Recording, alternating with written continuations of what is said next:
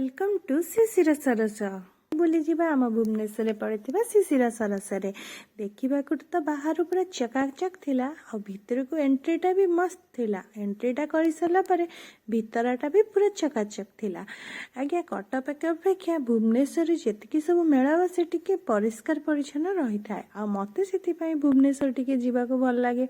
धूली फूली उड़ार ना तो से आराम से आम टे भलसे बुली पारू। आ भले कि भले जिनस आसला जो मैंने जाइए तो निहाती जानी जो मैंने जाइना मुझे देखई दूची ये भलसे देखी दिंतु। घर कड़ना जिनस आरंभ करके सब जिनस जहाँ खोजे ही मिलूला आ बहुत सुंदर सुंदर लगुला। अवश्य टिके प्राइस अधिक थिला किंतु बहुत बढ़िया लगुला। आमे जाइए सब बुला बुली करके देखु देउथलु। आ केते सुंदर स्टेज रे प्रोग्राम मध्य चली सेठी आमे टिके समय देखीदेलु।